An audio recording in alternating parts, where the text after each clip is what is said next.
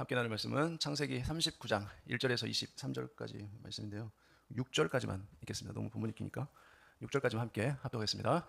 요셉이 이끌려 애굽에 내려가매 바로의 신하 춘희제장 애굽 사람 보디발이 그를 그리로 데려간 이스마엘 사람의 손에서 요셉을 산이라. 여호와께서 요셉과 함께 하심으로 그가 형통한 자가 되어 그의 주인 애굽 사람의 집에 있으니 그의 주인이 여호와께서 그와 함께 하심을 보며 또 여호와께서 그의 범사에 형통하게 하심을 보았더라. 요셉이 그의 주인에게 은혜를 입어 섬김에 그가 요셉을 가정 총무로 삼고 자기의 소유를 다 그의 손에 위탁하니 그가 요셉에게 자기의 집과 그의 모든 소유물을 주관하게 한 때로부터 여호와께서 요셉을 위하여 그 애굽 사람의 집에 복을 내리심으로 여호와의 복이 그의 집과 밭에 있는 모든 소유에 미친지라. 주인이 그의 소유를 다 요셉의 손에 위탁하고 자기가 먹는 음식 외에는 간섭하지 아니하였더라. 요셉은 용모가 빼어나고 아름다웠더라. 아멘. 오늘 하나님 앞에서 사는 요셉이라는 제목으로 하나님 말씀 증거하겠습니다. 오늘 설교의 중심 주제는 하나님은 사람 앞에서 성공한 사람을 사용하시는 것이 아니라 아무도 보이지 않는 자리에서 하나님 앞에서 살아가는 사람을 세우신다는 것이죠. 오늘 설교의 목적은 성도들이 환경 중심의 신앙에서 어디에 있든지 간에 하나님 앞에서 살아가는 삶을 회복하도록 하기 위한 것에 그 목적이 있습니다. 오늘 창세기 39장은 요셉의 인생의 가장 어두운 장면을 기록해 놓았어요. 창세기 39장은 성공의 이야기로 시작을 하지 않죠. 인생의 성공담으로 시작하지 않고 오히려 무너진 그 인생의 자리에서 시작을 해요. 17살 소년이었어요. 아버지의 사랑을 한 몸에 받았던 존귀한 아들이었습니다. 그리고 하나님께서 주신 그 꿈을 꾸고 미래를 바라보던 꿈 많은 소년이었어요. 그런데 어느 날 그의 인생은 한순간에 다 무너져 버립니다. 울타리가 되어주었던 그의 가정은 다 사라져 버렸어요. 그를 보호해줄 사람은 아무도 없습니다. 그리고 미래는 앞이 보이지 않을 정도로 막막해졌어요. 꿈을 꾸던 사람이 이제는 이름도 없는 노예로 그 밑바닥 인생으로 내려가게 된 것이에요. 인생에 있어서 가장 견디기 어려운 순간은 고통 자체가 아니라 의미를 알 수 없는 고통인 것이죠. 우리가 의미를 알 수 있는 고통은 고난은 얼마든지 이겨낼 수 있습니다. 의미를 알고 있기 때문에 그렇죠. 그런데 의미를 알 수 없는 고난을 당할 때는 우리 마음이 무너져 버리는 것입니다. 왜 나에게 이런 일이 일어났는지, 이제 나는 어디로 가는 것인지, 언제 이 고난은 끝이 나는 것인지 그것을 알 수 없을 때 사람은 한순간에 무너지고 마는 것이죠. 요셉의 인생이 바로 그 지점에 서 있는 것입니다. 사람의 눈으로 보면 다 끝났다고 말할 수밖에 없는 그런 자리에 서 있어요. 다시 시작할 수 없다고 느껴지는 그 절망의 자리에 지금 요셉이 서 있는 것입니다. 그런데 성경은 놀랍게도 이 39장을 오늘 본문을 절망의 이야기로 기록하지 않았다는 것이에요. 성경 우리에게 한 가지 질문을 던집니다. 하나님이 함께 하시면 삶은 어떻게 달라지는 것인가? 라고 질문해요. 우리는 요셉의 인생을 통해서 하나님이 사람을 높이는 방법이 아니라 하나님이 사람과 함께 하시는 방식을 우리에게 보여주고 있다는 사실이죠.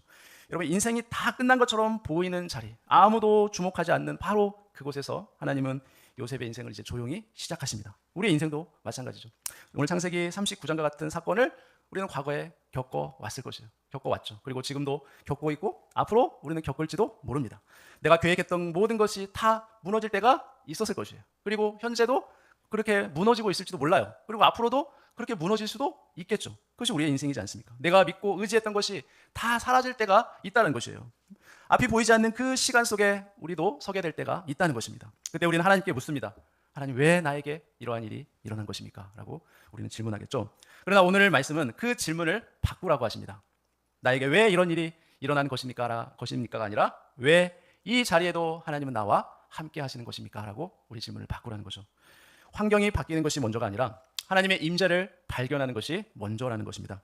이 환경과 상황과 또 이 밑바닥에 내가 내려갔을 때 왜 나의 인생에 이런 일이 일어난 것입니까? 그렇게 질문하기 전에 이곳에도 하나님이 나와 함께 하십니까? 라고 그 질문을 하나님 앞에 바꾸라는 거예요. 여러분, 어쩌면 우리의 삶 속에도 이름 없이 견디는 자리, 인정받지 못하는 자리, 결과가 보이지 않는 그러한 시간이 있을 수도 있습니다. 그러나 하나님은 그 자리에서 우리의 인생을 멈추게 하는 것이 아니라 우리의 인생을 새롭게 시작하고 계신다는 것입니다. 그러므로 오늘 우리는 분명하게 개인적으로 우리에게 적용할 부분들이 그런 내용들이 있어요. 그것이 뭐냐면 우리는 우리의 상황을 해석하기 전에 하나님을 바라보아야 한다는 거예요. 여러분, 이것이 너무나 중요해요. 여러분, 우리 인생에 어려움, 환난, 고난이 닥쳤을 때 여러분, 그것을 우리가 우리 지혜로 해석할 수 있습니까? 해석을 할 수 없어요. 그런데 우리 머리로, 우리 지혜로 도저히 해석은 할 수 없지만 우리가 알 수 있는 사실은 하나 있어요. 그것이 뭐냐면 하나님은 선하신 분이라는 사실이에요. 하나님은 선하신 분. 그러면 하나님이 선하신 분인데 그 선하신 분이 우리에게 허락한 그 상황과 환경은 선한 것이에요? 나쁜 것이에요? 선한 것이에요. 우리는 그것을 반드시 잊어버리면 안 됩니다. 그래서 어떤 상황과 환경일지라도 하나님은 합력해서 선을 이루어주시는 가장 좋은 나의 아버지, 선하신 분이라는 사실을 그것을 붙잡고 있으면 반드시 하나님은 선을 악을 선으로 바꿔 주신다는 거예요. 여러분, 그래서 결과를 요구하기 전에 우리는 하나님과의 동행을 붙들어야 돼요. 그리고 끝이라고 느껴지는 자리에서 우리는 하나님을 신뢰해야 됩니다. 하나님은 높은 자리에서 일하시는 분이 아니에요. 하나님은 낮은 자리에서 그 사람을 만나주시는 하나님이시기 때문에 그래요. 성공의 자리, 출세의 자리, 응답의 자리, 해결의 자리에서 하나님은 우리를 만나주려고 준비하고 계시는 분이 아니라는 겁니다. 가장 낮은 자리, 실패한 자리, 낙심의 자리에서 하나님이 우리를 찾아오신다는 그 사실을 여러분 절대로 잊으시면 안 됩니다. 그렇다면 우리는 그런 자리에서 원망과 불평을 해서는 안 된다는 거예요. 오늘 우리의 믿음의 고백이 이렇게 되어져야 한다는 것이에요. 주님, 우리의 인생이 무너진 것처럼 보여도 이 자리가 끝이 아니라 주님이 시작하는 자리임을 믿습니다. 이렇게 고백해야 돼요. 무너진 인생의 자리에서 하나님의 역사는 조용히 시작한다는 그 사실을 우리는 반드시 믿어야 되는 것입니다. 첫 번째로, 하나님은 낮은 자리에서 사람을 만들어 가신다는 거예요. 낮은 자리. 높은 자리에서 우리 인간은 그 누구의 말도 듣지 않습니다. 그렇지 않나요? 내가 세상의 명예, 물질, 건강 다 가지고 있어요. 그러면 다른 사람의 말이 내 귀에 들려옵니까? 들려오지 않습니다. 내가 어떤 부족함도 없는데 하나님의 말씀을 듣고 그 말씀에 순종할 리가 있겠습니까? 불가능해요. 내가 뭐가 부족해서 하나님의 말씀에 순종합니까? 그리고 내가 밑바닥 인생에 내려가지 않았는데 무슨 하나님의 말씀을 듣고 그 말씀에 순종하겠어요? 그러한 일은 불가능하다는 거죠. 요셉도 마찬가지예요. 그래서 하나님은 낮은 자리에서 사람을 만들어가기 시작한다는 거예요. 여러분, 우리가 받은 구원도 우리가 세상에서 잘 나갈 때 받은 구원이 아니에요. 여러분, 세상에서 잘 나가고 성공했다면 지금 이 자리에 앉아 있겠습니까? 결코 불가능해요. 여러분, 하나님의 말씀이 들려지지 않았을 거예요. 성공하고 잘 나갔다면 결코 여러분 이 자리에 없을 것이에요. 인생의 밑바닥에 내려가서 그 어떤 것도 의지할 수 없을 때, 인생의 절망적인 생사의 기로에 섰을 때, 그때 우리는 하나님을 찾고 하나님의 말씀이 들리기 시작하는 것입니다. 창세기 오늘 39장 1, 2절에 보니까 요셉이 이끌려 애굽의 군대로 내려가매 바로의 신하 친위대장 애굽 사람 보디발이 그를 데리고 간 이스마엘 사람에게 손에서 요셉을 산이라. 여호와께서 요셉과 함께 하심으로 그가 형통한 자가 되어 그의 주인 애굽 사람의 집에 있으니라고 말해요. 여기 보면은 사람은 요셉을 팔았지만 하나님은 요셉을 보내고 계셨다라고 말합니다. 사람은 나에게 고난과 시력, 역경, 억울함을 가져다 주었지만 하나님은 그에게 그 자리를 허락하셨다는 거예요. 여러분, 잘 인정하고 싶지 않죠? 우리 인간은 절대로 이런 말씀을 잘 인정하고 싶지 않아 합니다. 우리는 다 죄인이죠. 교만합니다. 이기적이에요. 나 자신밖에 몰라요. 그래서 하나님이고 내 주변 사람이고 다 내가 원하는 대로 해주기를 바라고 요구합니다. 그게 우리의 본래 마음이에요. 그렇지 않습니까? 어떤 한 가지라도 내가 원하는 대로, 내가 원하는 시간에 되지 않으면, 이루어지지 않으면 우리 어떻게 해요? 하나님 앞에 목숨을 걸고 따지고 대들고 요구합니다. 금식하죠. 들어주지 않으면 나 죽어버리겠다고 하나님 앞에 대듭니다. 자기 목숨 걸고 대들어요. 다른 사람들도 마찬가지예요. 내가 원하는 대로 되지 않으면 막 따지고 요구하고 대들죠. 그게 우리의 모습이에요. 우리가 다 그런 죄인들인 것이에요. 창세기 39장은 요셉의 인생의 하강으로 시작해요. 요셉이 이끌려 애굽으로 내려가매라고 시작합니다. 여기서 우리가 내려가매라는 이 의미를 보면, 원래 히브리 원어의 이 문법의 의미를 잘 살펴보면 어떤 뜻이냐면, 이거는 요셉이 원해서 스스로 내려간 것이 아니에요. 원래 뜻은 누군가에 의해서 내려가게 된 것이에요. 그러니까 이 요셉의 상황과 환경이 자기 의지와 상관없이 내려갈 수밖에 없는 그 상황과 환경이 주어진 거예요. 만들어진 거예요. 하나님 그렇게 이끌어 가신 거죠. 겉으로 보면 형들에 의해서 끌려갔고 또 상인들에게 팔려갔고 요셉의 보디발에게 팔린 것처럼 보이죠. 그러나 누가 하신 거예요? 하나님이 그렇게 요셉의 인생을 만들어 가신 거예요. 오늘 45장 창세기 45장 5절에 보면 당신들이 나를 이곳에 팔았다고 해서 근심하지 마소서, 한탄하지 마소서. 하나님이 생명을 구원하시려고 나를 당신들보다 먼저 보내셨나이다. 이게 요셉의 나중에 형들을 만났을 때의 고백이죠. 나를 이곳에 보내신 이는 하나님이시라는 거예요. 사람은 요셉을 팔았지만 하나님은 요셉을 애굽으로 보내셨다는 것입니다. 그러니까 우리의 생사화복, 우리의 모든 인생의 문제들, 가정의 문제, 물질의 문제, 관계의 문제, 내 건강의 문제 다 누가 주관하세요? 하나님이 다 주관하신다는 거예요. 내가 주관하는 것처럼 보이지만 하나님이 주관한다는 거예요. 그러한 문제들이 없었다면 여러분이 지금 하나님 앞에 나와 복음을 듣고 반응하며 구원을 받을 수 없었을 것이에요. 지금도 하나님께서는 창세전부터 택한 그 하나님의 백성들을 구원하시기 위해 우리의 인생을, 이 세상을 지금도 다스리시고 통치하시고 주관하시고 섭리하시는 줄을 믿습니다. 그러니까 요셉이 사람들에게 끌려 내려간 것처럼 보이지만 구속사의 관점에서 보면 하나님께서 요셉을 애굽으로 보내셨다는 것을 우리가 성경을 통해 알 수 있는 것이에요. 그런데 요셉도 이것을 언제 알았어요? 요셉이 끌려갈 때는 요셉은 결코 알 수가 없었어요. 나중에 그 밑바닥의 인생에서 애굽의 최고의 정상의 자리에 올라와서 자신의 인생을 뒤돌아 보니까 그때 안 거예요. 이 모든 것을 하나님이 이끌어 가셨구나, 만들어 가셨구나라는 걸 나중에서야 비로소 요셉이 깨달았던 것이죠. 45장 5절 보면 이렇게 고백합니다. 당신들이 나를 이곳에 팔았다고 해서 근심하지 마소서, 한탄하지 마소서. 하나님이 생명을 구원하시려고 나를 당신들보다 먼저 보내셨나이다. 당신들은 나를 해하려 하였으나 하나님은 그것을 선으로 바꾸사 오늘과 같이 많은 백성의 생명을 구원하게 하시려 하셨나이다. 예, 이게 요셉의 고백이죠. 그러니까 요셉은 끌려간 것이 아니라 하나님께 보내심을 받은 것이에요. 요셉의 인생은 실패한 것이 아니라 사명이 있었던 것이에요. 하나님이 주신 사명. 요셉은 길을 잃은 것이 아니라 하나님이 잠시 길을 옮기신 것이에요. 그렇죠? 그래서 목적을 가진 파송이란 뭐냐면 내가 이해하지 못해도 하나님은 이미 그 자리에 있어야 될 이유를 이미 하나님은 알고 보내신 것이죠. 그러니까 요셉은 애굽으로 팔려간 것이 아니라 하나님께서 미리 준비하신 그 자리로 보내신 것이에요. 그래서 요셉의 내려감은 사람의 눈에는 인생의 밑바닥이고 추락이었지만 하나님의 구속사에서는 구원을 준비하시는 하나님의 파송이었던 것입니다. 그러므로 하나님은 위치보다 동행의 방향을 보신다는 거예요. 세상은 우리에게 물을 것입니다. 어디까지 올라가 보았습니까? 어디까지 성공해 보았습니까? 얼마나 사람들에게 인정을 받아 보았습니까? 이렇게 우리에게 질문한다는 것이죠. 그러나 하나님 우리에게 이렇게 질문하십니다. 내가 너와 함께하고 있는 것을 너는 믿느냐라고 우리에게 질문하죠. 그 자리가 어디든지. 요셉은 내려갔지만 하나님의 계획은 전진하고 있었습니다. 그래서 잠언 16장 9절에 놀라운 말씀이 있죠. 사람이 마음으로 자기 길을 계획할지라도 그 걸음을 인도하시는 이는 여호와시니라. 예. 여러분 우리의 인생은 내가 원하는 대로 되지 않아요. 네. 하나님이 이끌어 가시는 그 목적대로 계획대로 만들어 가십니다. 하나님이. 사람은 위치를 보지만 하나님은 뭐를 보세요? 방향을 보십니다. 내려감 속에서도 하나님의 인도는 계속된다는 것이에요. 오늘 2절 말씀 볼까요? 여호와께서 요셉과 함께 하심으로 그가 형통한 자가 되어 그의 주인 애굽 사람의 집에 있으니. 자, 그런데 놀랍게도 성경은 요셉의 환경을 설명하지 않습니다. 네. 요셉의 노예 신분을 자세하게 설명하지 않아요. 요셉의 억울함을 성경은 설명하지도 않아요. 요셉이 얼마나 괴롭고 힘들었는지, 요셉이 얼마나 고통스럽고 억울했는지 성경은 한마디도 설명하지 않습니다. 왜요? 그것이 중요한 것이 아니었던 거예요. 오직 이 말씀만 반복해서 하시죠. 오직 여호와께서 요셉과 함께 하셨다. 이 말씀만 하세요. 우리는 내 감정을 알아주길 원합니다. 그렇지 않습니까? 네. 내 아픔, 내 억울함을 누군가가 알아주길 원해요. 다른 사람들로부터 내가 받았던 수치, 모욕, 왕따 당한 거, 내가 얼마나 힘들었는지, 내가 얼마나 많은 상처를 받으며 괴로운 시간들을 보냈는지 그것들을 알아주기를 원해요. 그런데 성경은 거기에 대해서 어떤 설명도 없다라는 것이에요. 뭐라고 얘기해요? 하나님께서 함께 하셨다. 이 말씀밖에 없어요. 하나님께서 요셉과 그 자리에서도 함께 하셨다. 인생의 밑바닥으로 내려가는 시간에도 하나님은 절대로 우리를 떠나시지 않습니다. 네. 우리 인생에도 내려가는 시간들이 당연히 있겠죠. 모든 내 하던 일이 막힐 때, 내 건강이 무너질 때, 모든 관계가 다 깨져버릴 때, 내 앞날이 막막할 때. 그러나 우리의 믿음의 질문은 이것이에요. 왜 내 인생은 이렇게 내려가는 것입니까? 왜 내 인생은 이렇게 밑바닥 인생입니까가 아니라 이 길에도 하나님이 함께 하시는 것입니까? 질문을 해야 되는 거예요. 그렇게 많은 사람들이 왜 내 인생은 잘 풀리지 않는 것입니까? 왜 나는 다른 사람과 관계가 이렇게 좋지 않은 것입니까? 왜 내 주변에는 다른 사람들이 나를 따르지 않는 것입니까? 그렇게 우리는 질문하죠. 왜 내 인생은 다 상처투성인 것입니까? 그렇게 하나님께도 질문하죠. 그렇게 사람들에게도 질문해요. 그런데 이 질문을 하지 않는다는 거예요. 이 내려가는 길에도, 이 밑바닥 인생에도 왜 하나님은 나와 함께 하시는 것입니까? 그렇게 질문하지는 않는다는 거죠. 하나님이 함께 하시면 낮은 자리도 사명이 되고 기다림도 준비가 되며 그 내려감도 하나님의 인도가 된다는 것이에요. 요셉은 내려갔지만 하나님은 떠나시지 않았습니다. 환경은 무너졌지만 하나님의 동행은 끊어지지 않았어요. 요셉의 인생은 내려갔지만 하나님과의 거리는 멀어지지 않았습니다. 세상은 무너졌지만 하나님의 동행은 오히려 더 가까워졌어요. 둘째는 하나님 앞에서 사는 사람은 유혹 앞에서 결정된다는 거예요.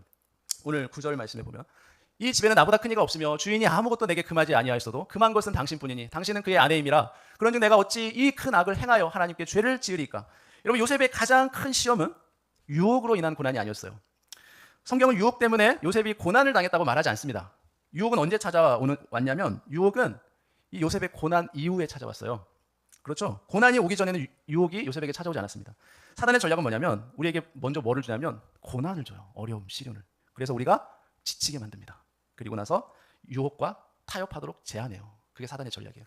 무슨 말이냐면 요셉은 이미 형들에게 버림받았죠. 그래서 고난이 시작됐어요. 인생의 밑바닥으로 떨어졌어요. 노예가 되었어요. 외로운 타국 생활 중에 있었죠. 고향을 떠나왔잖아요. 가족들 떠나왔죠. 그래서 지치게 만들었어요. 그래서 그때 유혹이 찾아와서 죄와 타협하게 만들었어요. 왜냐하면 약해졌다고 판단될 때 사단은 그때 우리를 공격하기 때문에 그래요. 보디발의 아내의 사건은 바로 영적 전쟁의 순간이었던 것입니다. 베드로전서 5장 8절에 근신하라 깨어라 너희 대적 마귀가 우는 자와 같이 두루다니며 삼킬 자를 찾나니. 여러분 사단은 우리가 강할 때 우리를 공격하지 않아요. 우리가 약할 때 지쳤을 때 우리를 공격합니다. 사단은 우리 약점을 너무나 잘 알기 때문에 그래요. 우리가 가장 힘들고 지쳤을 때 우리를 찾아옵니다. 사단은 요셉에게 괜찮아, 이 정도는 뭐 아무도 보는 사람 없는데 뭐 어때? 괜찮아. 너는 얼마든지 위로받을 권리가 있어. 괜찮아. 너 인생을 봐. 억울하게 이렇게 힘들게 살아가는데 그 정도는 위로받을 수 있어. 위로받을 권리 있어. 괜찮아. 그렇게 사단이 요셉을 유혹했던 것이죠. 유혹으로 요셉을 위로하며 죄와 타협하게 만들었던 것이에요. 그때 그러한 유혹에 요셉이 만약에 타협을 했다면 요셉의 인생은 어떻게 됐을까요? 아주 비참한 결과를 맞이했을 것이에요. 그런데 요셉의 신앙은 어떤 신앙이었습니까? 아무도 보지 않는 그곳이라 할지라도 하나님 앞에서의 신앙이었어요. 이것을 우리가 라틴어로 코람데오라고 하는데 요셉의 신앙은 하나님 앞에서의 신앙이었어요. 요셉의 신앙은 장소가 아니라 하나님을 의식하는 신앙이었어요. 요셉은 하나님을 의식하며 하나님께 제사를 드렸던 그 가나안 땅을 벗어났을지라도 그는 어느 곳에 있든지 간에 언제나 하나님을 의식하며 하나님 앞에 살았던 것이에요. 시편 16편 8절에 내가 여호와를 항상 내 앞에 보시며 그가 나의 오른쪽에 계심으로 내가 흔들리지 아니하리로다. 여러분, 이것이 우리의 믿음의 고백인 것이에요. 교회에 와서 예배 드릴 때만 하나님 항상 그때만 하나님을 내 앞에 보시는 것이 아니라 어디에서요? 우리 일상에서, 내가 가정에 있을 때, 내 일터에서, 사람들과의 관계 속에서 항상 하나님 앞에 사는 신앙으로 우리가 살아야 된다는 것이죠. 그 누구도 보지 않는 은밀한 곳, 내가 혼자 있는 곳, 그곳에서도 나는 하나님 앞에 있다는 그 마음으로, 믿음으로 살아야 한다는 것이에요. 요셉은 애굽에 있었지만 하나님 앞을 떠난 적이 없었어요. 장소는 바뀌었지만 그의 삶은 언제나 하나님 앞에 있었습니다. 하나님 앞에 살았어요. 유혹의 장소는 공개된 광장이 아니었어요. 믿음은 혼자 있을 때, 그때 결정되는 것이에요. 보는 사람이 없을 때 그 믿음이, 나의 믿음이 진짜로 드러나는 것이에요.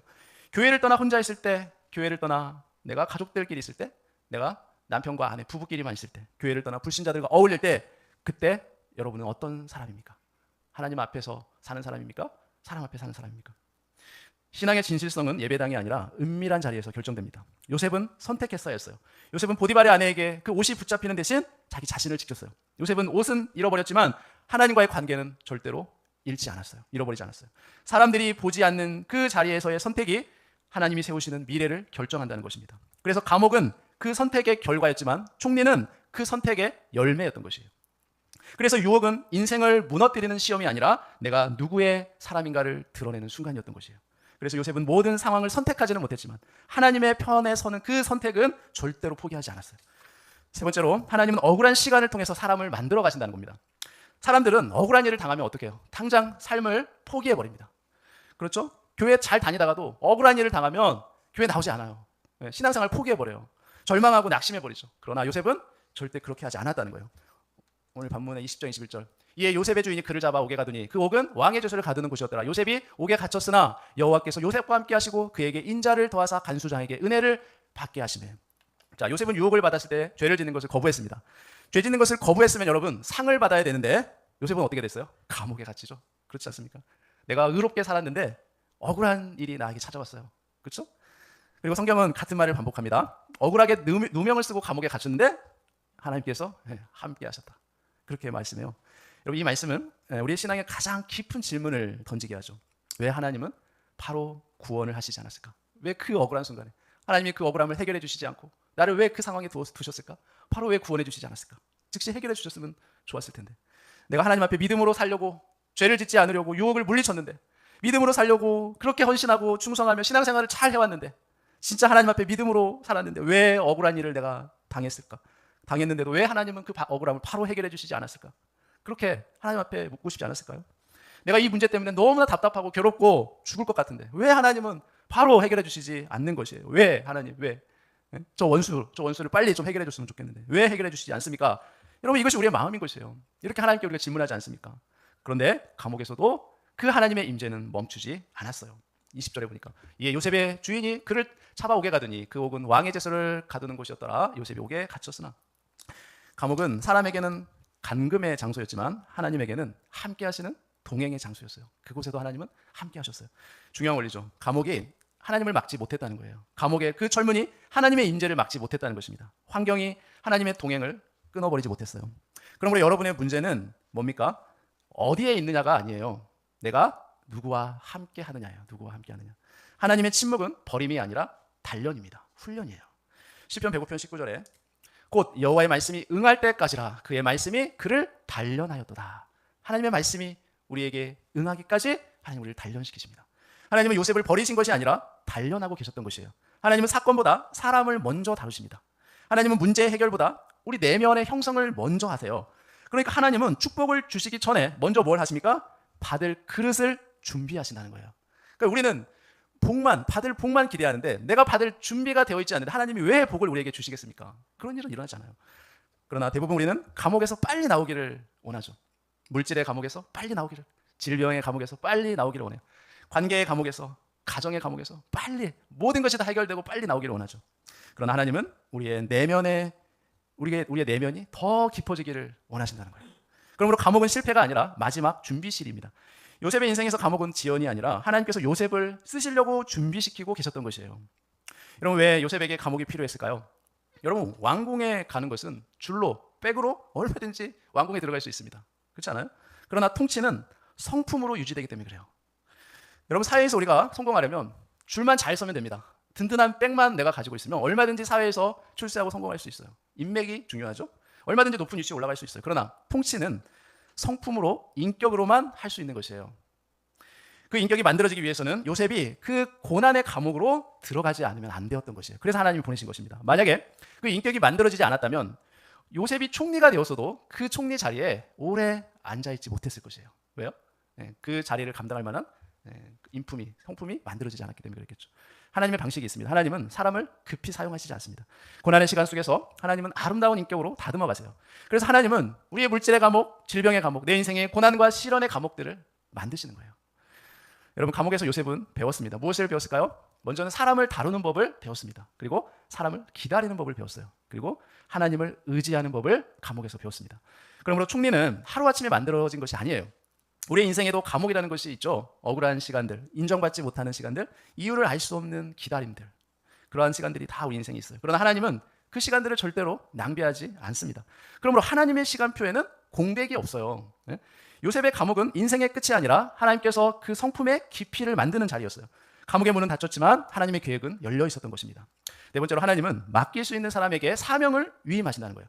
오늘 22절, 23절, 간수장이 옥중 제수를 다 요셉의 손에 맡기심으로 그 재반 사물을 요셉이 처리하고, 간수장은 그의 손에 맡긴 것을 무엇이든지 살펴보지 아니하였으니 이는 여호와께서 요셉과 함께 하심이라, 여호와께서 그를 범사에 형통하게 하셨더라.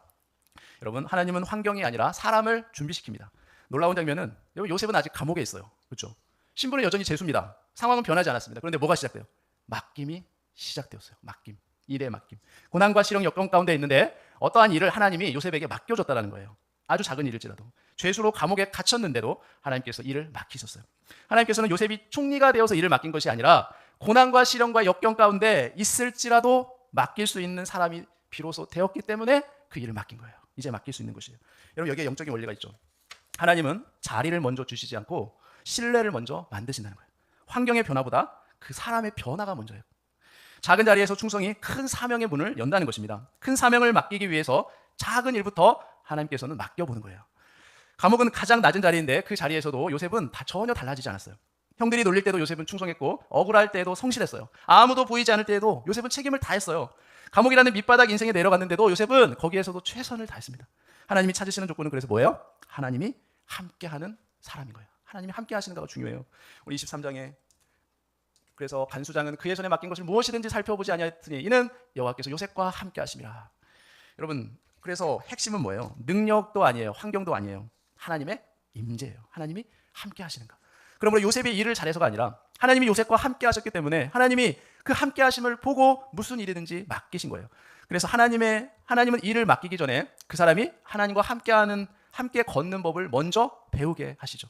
능력 있는 사람보다 하나님과 동행하는 사람에게 하나님의 일을 맡기신다는 거예요. 우리는 큰 일을 하게 해달라고 기도하죠.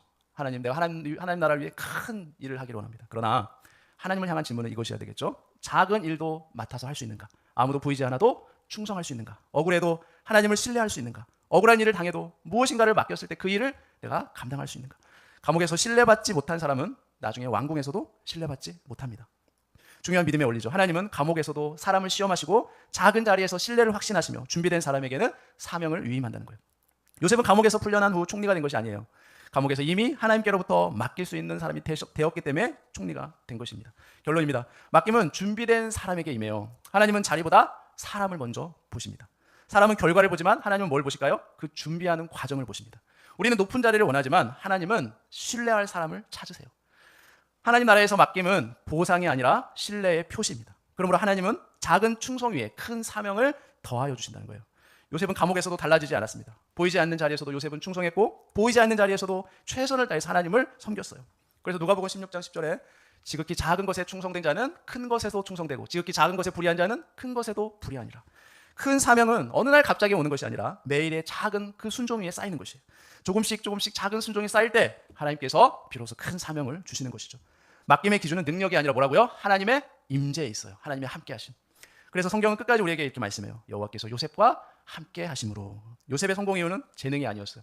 환경도 아니었습니다. 하나님이 함께 하신 결과였어요. 하나님은 일을 잘하는 사람보다 하나님이 함께하는 그 사람에게 일을 맡기신다는 것이죠. 그러므로 우리는 이렇게 기도해야 돼요. 주님, 주께서 맡길 수 있는 사람이 되게 하여 주옵소서. 우리는 이렇게 기도해야 되는 것이죠.